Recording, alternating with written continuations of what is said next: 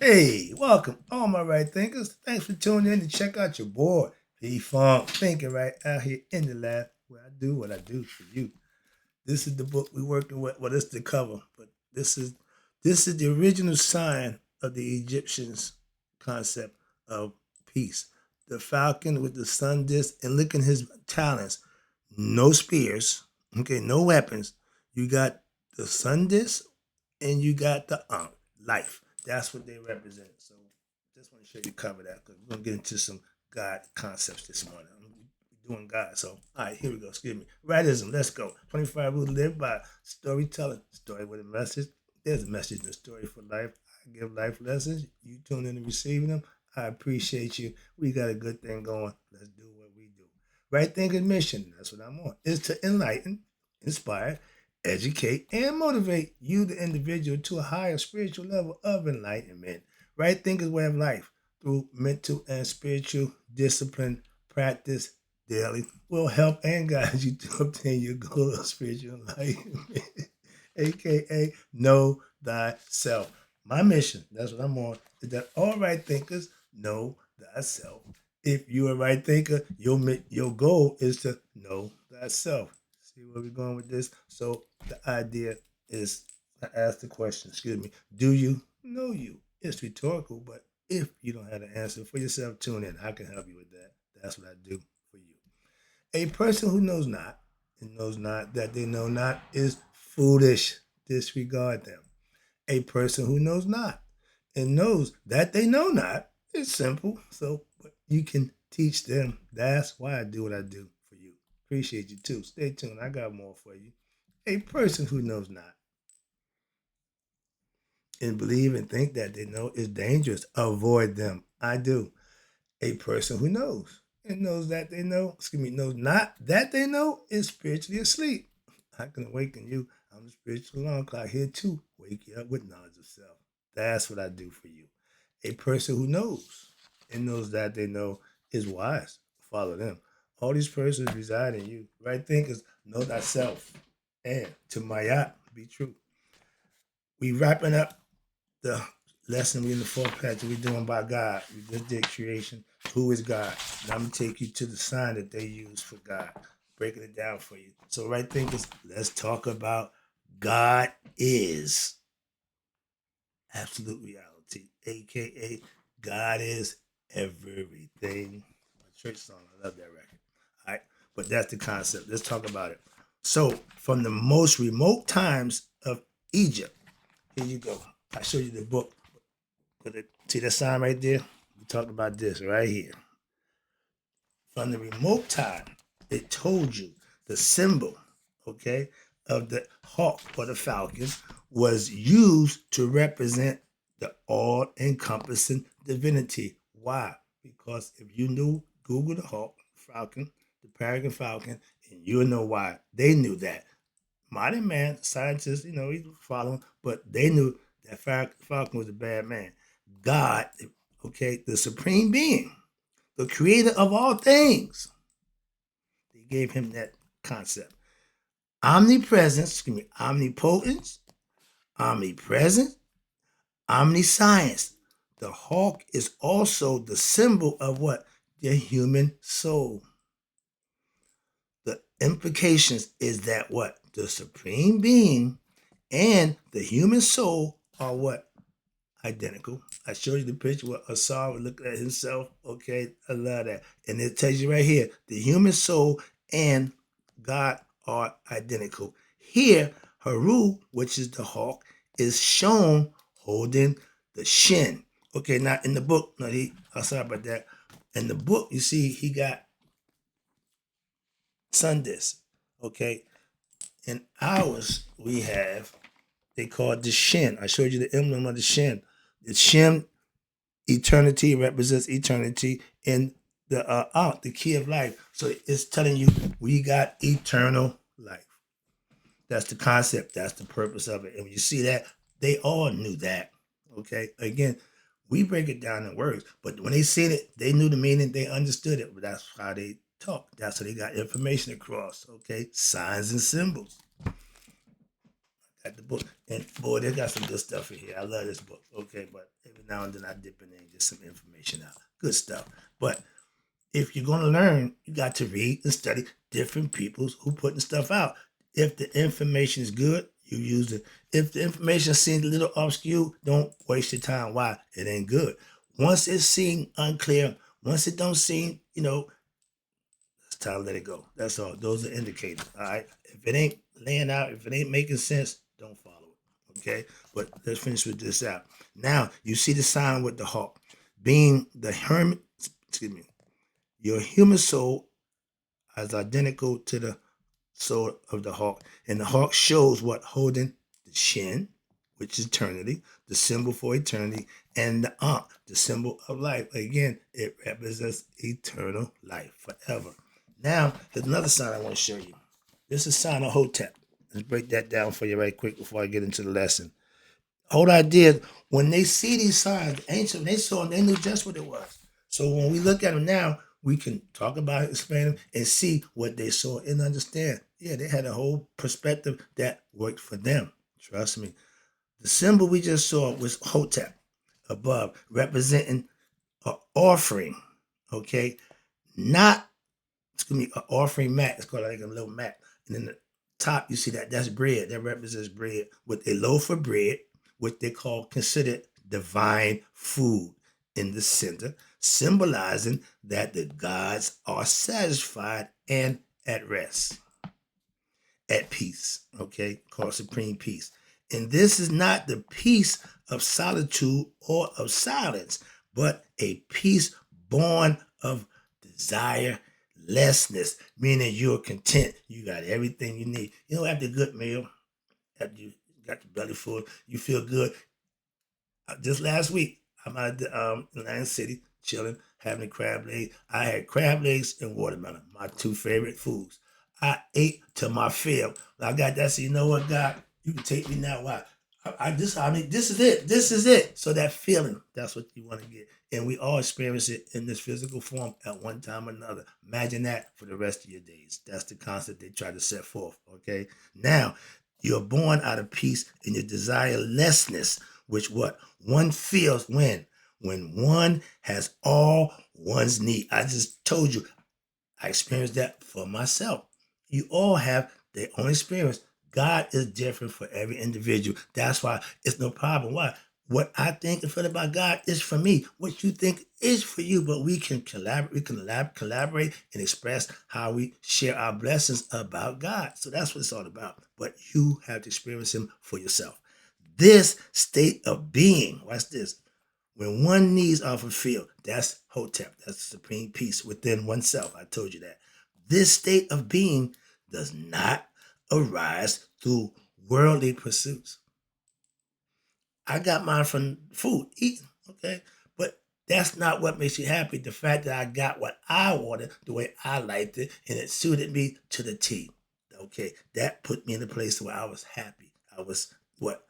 Desireless. I didn't need one nothing at that time. I was good. That's what I'm trying to show you. And some people get that through sex, drugs, rock and roll, whatever turns you on, excites you. You had to put the balance there. You had to put the controls there. That's all. But watch this. Now it don't come from worldly pursuits, but through what?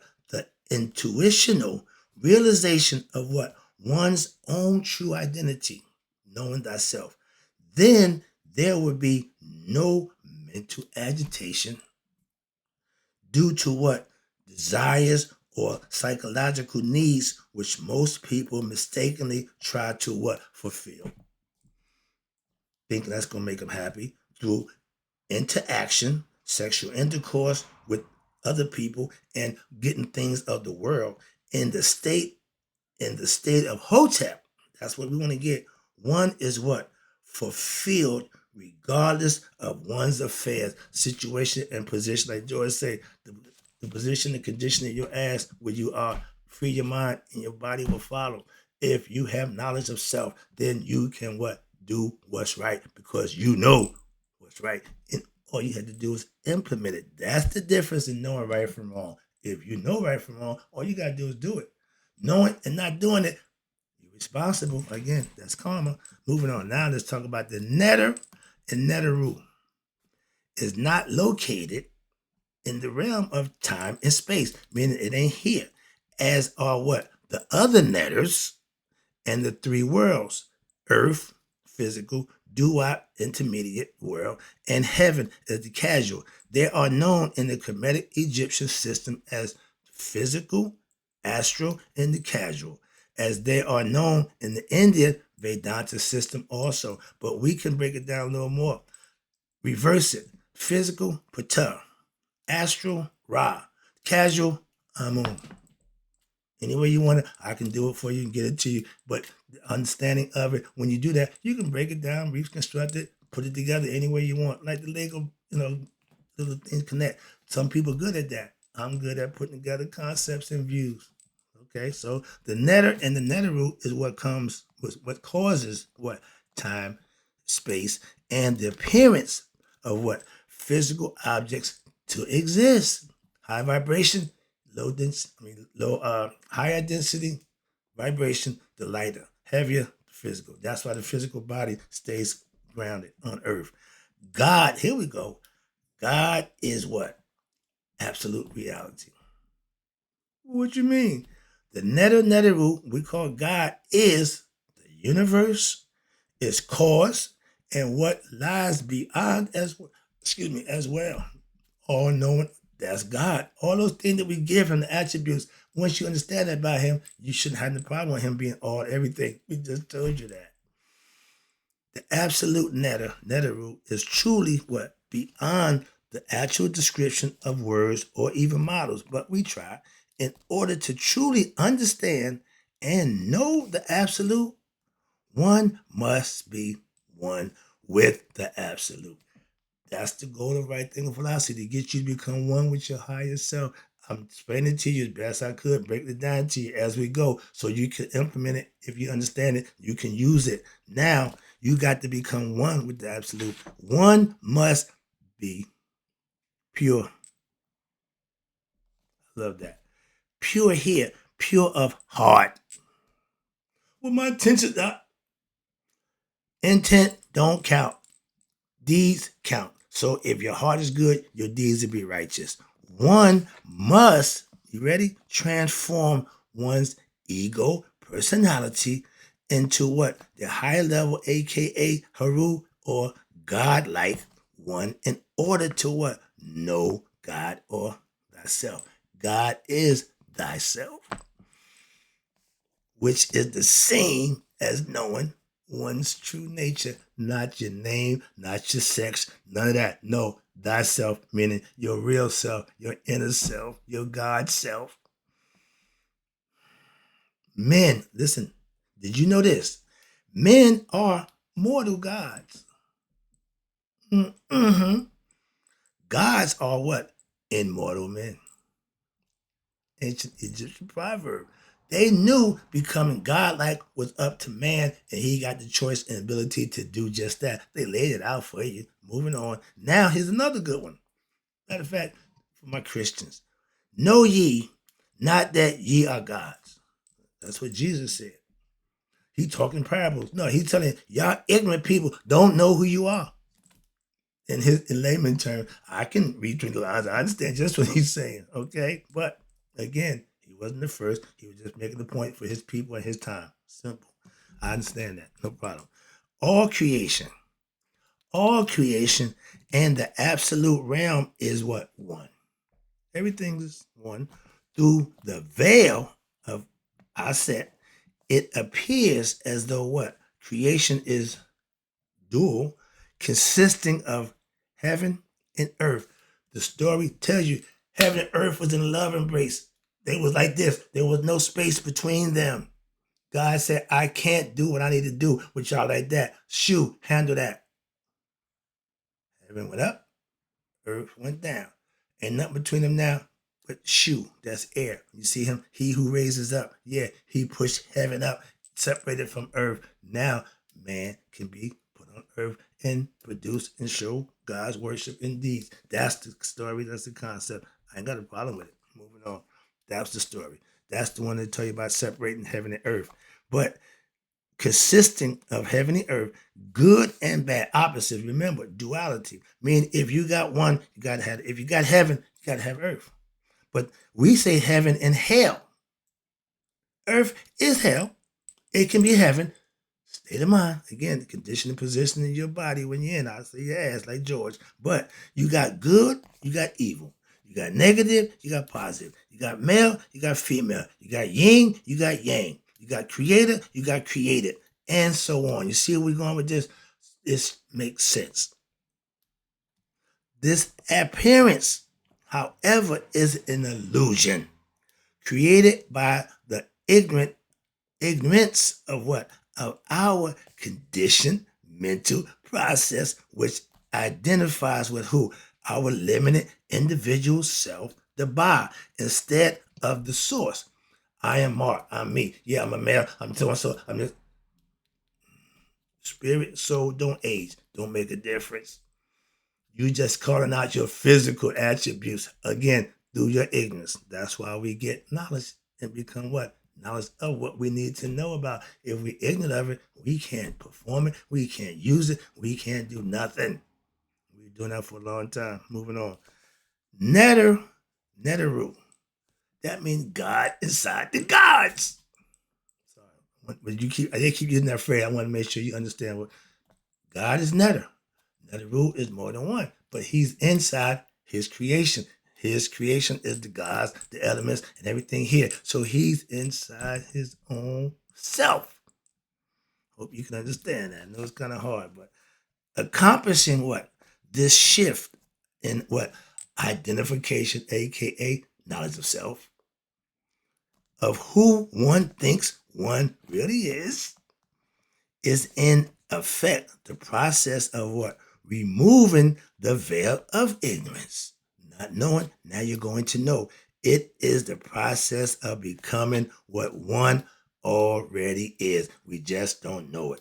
Horus, Christ, Buddha, a saint, a sage, etc. An enlightened being, Akus, someone who knows himself or herself to make a difference. Okay, but that's what you are. Now, this accomplishment represents the ultimate blissful existence of life, hotep, supreme peace and satisfaction. Christians, Muslims, and Jews who reach that level through their mystical experience, it's the same thing.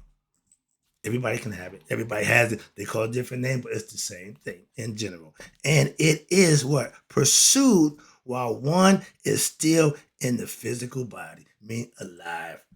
This is the ultimate sublimation, hotep, supreme peace. What? Within oneself, knowing and finding thyself will do that for you. I call them my Christians, my blissed out sister. Why? Because they engulfed in what they know to be who they think and believe they are. And they got a problem with that. And they live it. That's how you do it.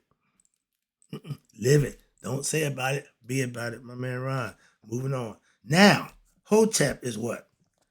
Hotep of the physical nature into what? Divine nature within all humans.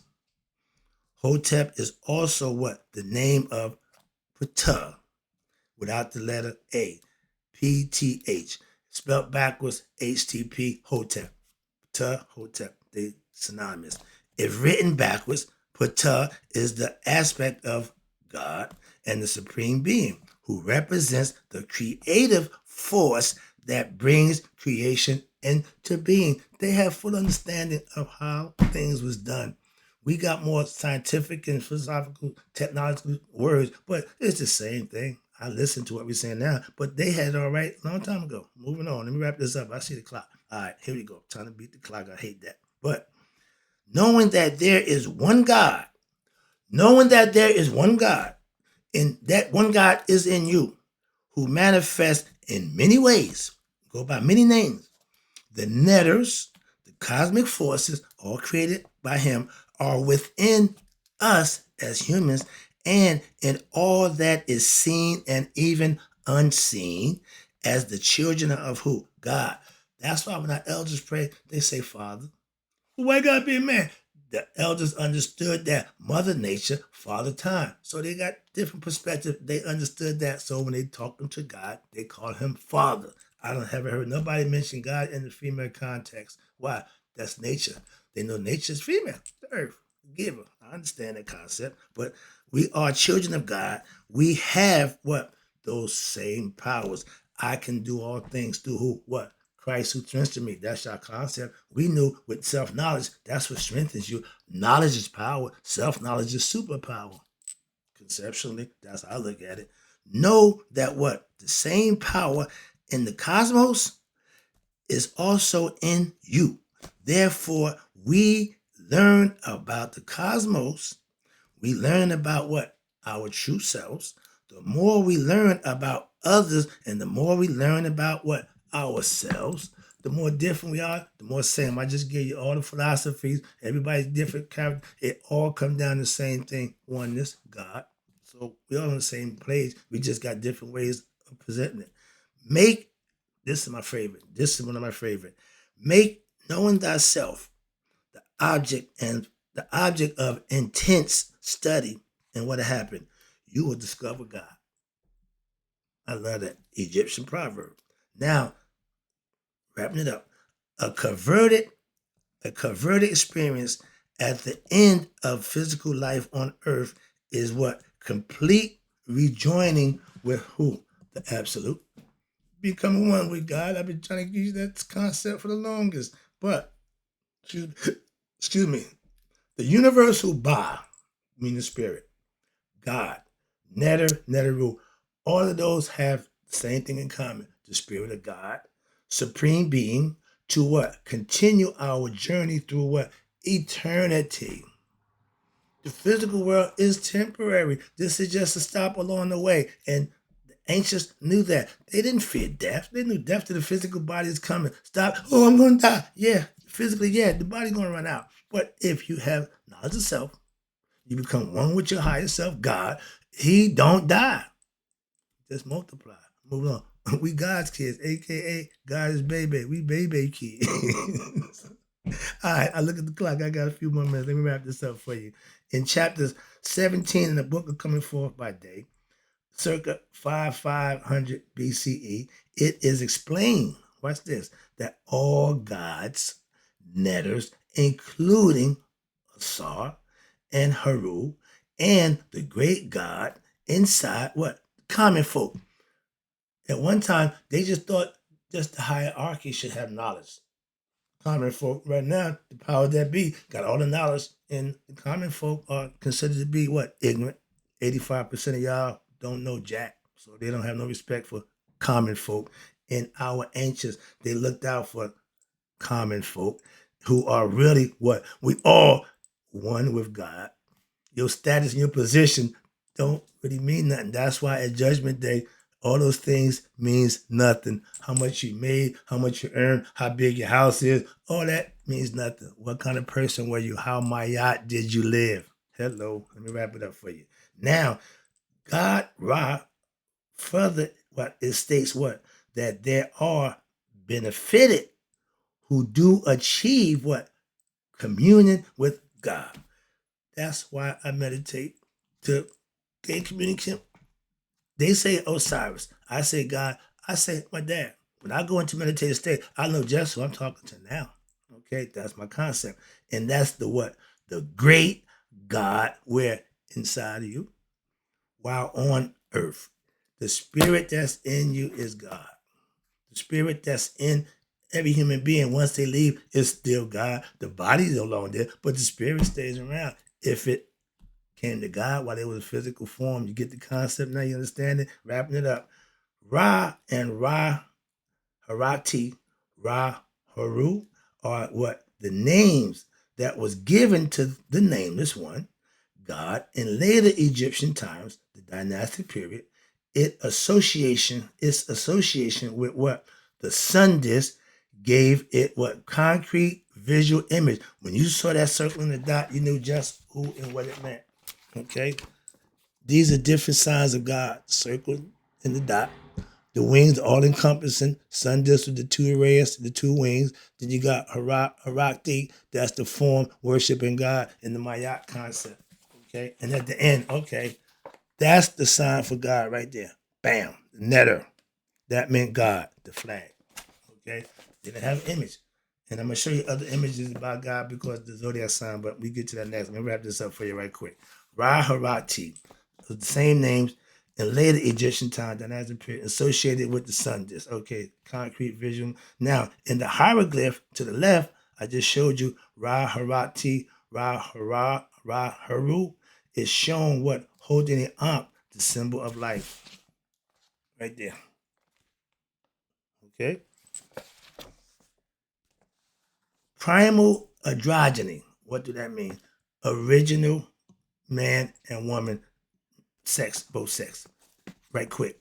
The primal androgyny, which is souls, Haru, son, are of the self same nature, since they came from what? The same place where the creator molded them, nor male or female are they. Sex is a thing of bodies, not of the soul. That's why I try to explain to you. In the next level, ain't no bodies, ain't no male and female. No, it's just spirit. Okay, that's what they're telling you. Spirit is neither male or female. That's for the body to tell you what sex you are so you can create, procreate, and move on.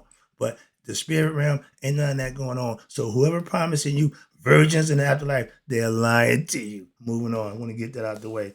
I'm going to stop here. Nope, I got a little more. I got a few more down. You got Horus is considered to be what? A symbol of the androgynous soul. They call him the great he-she. Okay, they got the next page. I got some pictures for you later on. But as were Osiris, Ra Atum in the Shabaka inscription, Ra Atum represents what? The Egyptian version of the primal androgyny. The androgyny is one who has achieved, you ready? Balance and harmony in themselves, again, becoming at peace, hotep, with one's own complementary opposite forces, one male and female half. That means this thing in your head, using both, is giving you it for that reason. Okay. In the illustration on page 48, Atum is depicted as looking at him. That's you see Haru and Atum look at each other. Him or herself. Atum created by what? Mating with what? Him or herself, thereby expressing the idea that God has one, and from that original oneness came what? The many forms. Hello. In this way, spirit creates male and female, although spirit itself, again, is neither and both at the same time. Thus, the indwelling spirit of all living and non-living things is androgynous. It go both ways. Moving on. The Hindu goddess at Haruna, at Hanaria, the universal spirit for them, again, different name, same concept, is the soul of what? All humans and of all creation. Again, everybody say the same thing. At Hanaria, illustrated on the page 56, also represents what? The primal androgyny, the right side being male, the left side being female. You see the body, one side male, one side female. That's the brain. That's how they're telling you split the body, put them together, become one. Why? Just using half won't work. Use both sides of the brain. Think. Right thinking is using both hemispheres of the brain, the male and female side. And watch this. Now, you got the right side being male, left side being female. Notice that the Ankh at the level of the picture. Let me show you the picture real quick. I know you're talking about it right here. I'm almost done. But see the picture right there? I want to save it for the next lesson, but there it is right there. And you'll see in the Hindu or the Indian, they got Vishnu do the same thing. That might be them. Okay, yeah, that's the Indian goddess. But they have the concept too, fully understanding androgyny, male and female in the physical form. Watch this. Now, then he had the Ankh was at the what? The level of the genitalia. The Ankh meaning life. For the male, the seed, the female, plant the seed in. Okay.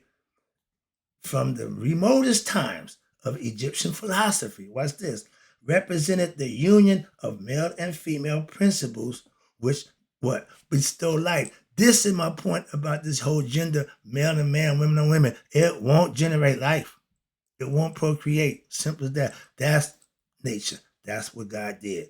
Thus, the same symbol, watch this, the same symbol that used in Egypt 10,000 BCE was later used where in India 9,000 years later at 1000 BCE in Hindu mythology. It's been around a long time. Again, showing correspondence between Egyptian and the Indian philosophies. They piggybacked off each other. They mimicked each other. Why? Because it worked. They used it for less philosophically different, but they're both the same thing to get you to one. And my goal is the right thing is to get all my right things to what? Know thyself and know that everything comes from the one. That's the lesson. I'm gonna wrap it up now. And in closing, right thinkers, may you all live to be 100 and me 100 minus a day. So I never know that my right thinkers have passed away. I'm out. I gotta hit the gym.